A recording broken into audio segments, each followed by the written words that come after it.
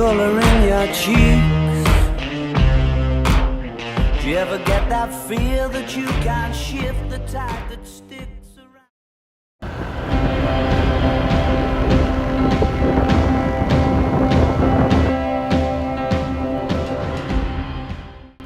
Lombok Timur, Nusa Tenggara Barat. Lombok Timur adalah salah satu kabupaten di Provinsi Nusa Tenggara Barat yang terletak di bagian timur Pulau Lombok. Wilayah ini memiliki luas sekitar 1.605,55 km persegi dan beragam bentang alam, mulai dari dataran rendah hingga pegunungan, termasuk Gunung Rinjani, gunung tertinggi di Nusa Tenggara Barat. Berdasarkan data terbaru, jumlah penduduk Lombok Timur diperkirakan mencapai lebih dari 1,3 juta jiwa. Dengan beragam suku dan budaya lokal, terutama dari etnis Sasak, membuat wilayah ini kaya akan adat istiadat.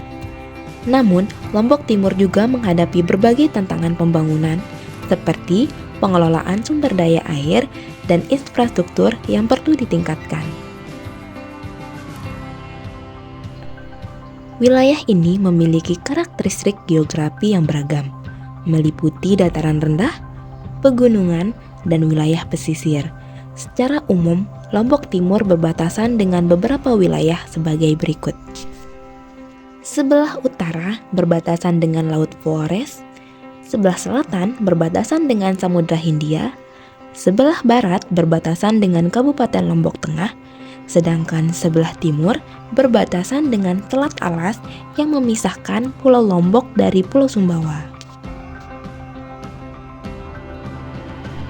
Kabupaten Lombok Timur memiliki curah hujan yang bervariasi, tergantung pada topografi wilayahnya. Secara umum, wilayah ini beriklim tropis dengan dua musim utama, yaitu musim hujan dan musim kemarau. Curah hujan rata-rata di Lombok Timur berkisar antara 1.000 hingga 2.500 mm per tahun, tergantung pada ketinggian dan lokasi geografis. Daerah pegunungan umumnya menerima curah hujan lebih tinggi, sementara daerah dataran rendah dan pesisir cenderung lebih kering, sehingga pola curah hujan di kabupaten ini sangat dipengaruhi oleh kondisi topografi dan arah angin muson. Potensi air baku yang ada di Lombok Timur, Nusa Tenggara Barat.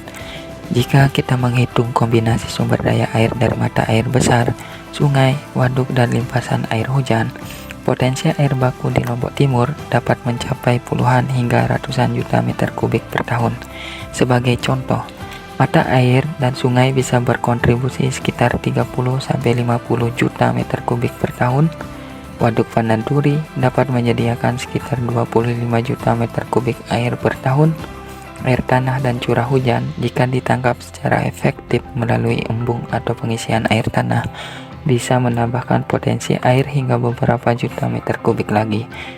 Secara keseluruhan, potensi air baku di Lombok Timur bisa diperkirakan mencapai lebih dari 50 hingga 100 juta meter kubik per tahun, tergantung pada kondisi iklim, pemeliharaan infrastruktur, dan upaya pengelolaan air yang berkelanjutan. Berdasarkan estimasi pemanfaatan dari berbagai sumber, potensi air baku yang dapat dimanfaatkan di Lombok Timur diperkirakan berada dalam kisaran 50 hingga 75 juta meter kubik per tahun.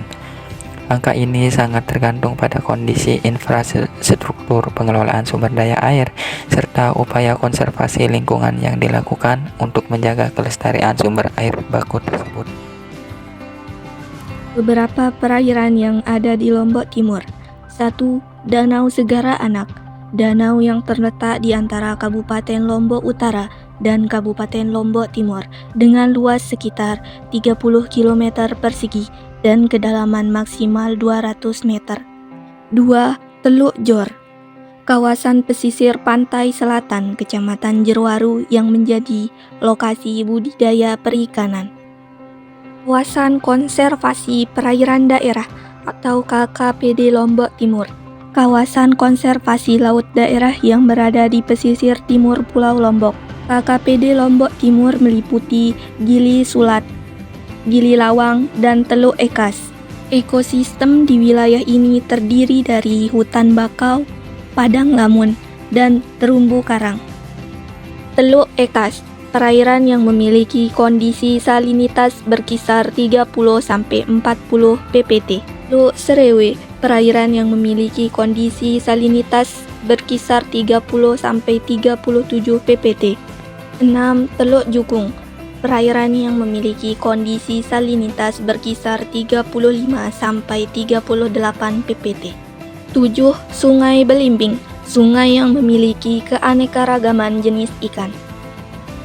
Prasarana sumber daya air yang telah dibangun di Kabupaten Lombok Timur, Nusa Tenggara Barat.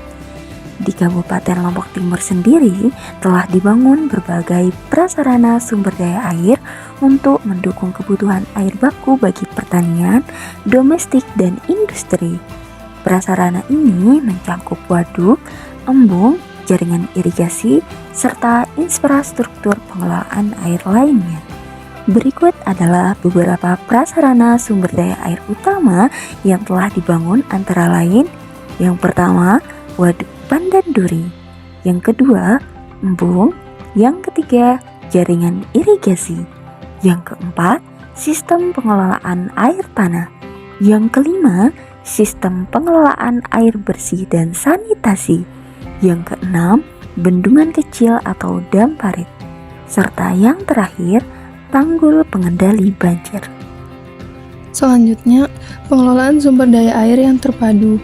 Bencana banjir dan kekeringan juga masih aja terjadi. Jika hal ini terus saja terjadi, masa depan anak cucu kita bisa saja terancam. Oleh karenanya, diperlukan pengelolaan sumber daya air yang terpadu untuk menjaga kelangsungan dan keberadaan sumber daya air. Konservasi sumber daya air bertujuan untuk menjaga kelangsungan keberadaan, daya dukung, daya tampung, dan fungsi sumber daya air. Pendaya gunaan sumber daya air dilakukan melalui kegiatan penatagunaan, penyediaan, penggunaan, dan pengembangan sumber daya air dengan cara membentuk waduk, membuat endung. Pengendalian daya rusak air adalah upaya pencegahan, penanggulangan, dan pemulihan melalui perencanaan pengendalian daya rusak air yang disusun secara terpadu dan menyeluruh dalam pengelolaan sumber daya air. Sistem informasi sumber daya air ditunjukkan untuk memudahkan masyarakat dalam mengakses informasi yang berkaitan dengan sumber daya air. Pemberdayaan masyarakat adalah upaya untuk melibatkan dan meningkatkan masyarakat dalam pengelolaan sumber daya air. Lombok Timur memiliki potensi sumber daya air yang cukup besar, baik dari perairan darat seperti sungai, mata air, dan waduk, maupun perairan laut. Wilayah ini dilengkapi dengan beberapa prasarana air seperti waduk dan bendungan Pandan Duri, embung, dan jaringan irigasi yang sudah mendukung kebutuhan pertanian, domestik, dan industri. Namun, pemanfaatan sumber daya air di Lombok Timur masih menghadapi tantangan, termasuk terbatasnya optimalisasi infrastruktur, kurangnya pengelolaan air tanah yang berkelanjutan, serta ancaman perubahan iklim dan penurunan kualitas air. Pengembangan lebih lanjut bisa difokuskan pada beberapa aspek penting, seperti peningkatan kapasitas penyimpanan air, konservasi hutan dan daerah tangkapan air, perluasan jaringan irigasi, serta pengelolaan terpadu antara sektor pertanian, industri, dan kebutuhan masyarakat. Dengan pengelolaan yang baik, potensi air di Lombok Timur dapat terus mendukung kesejahteraan masyarakat lokal, mendukung ketahanan pangan, serta menjaga kelestarian lingkungan di tengah tantangan modern. Sekian penjelasan dari kelompok kami. Terima kasih.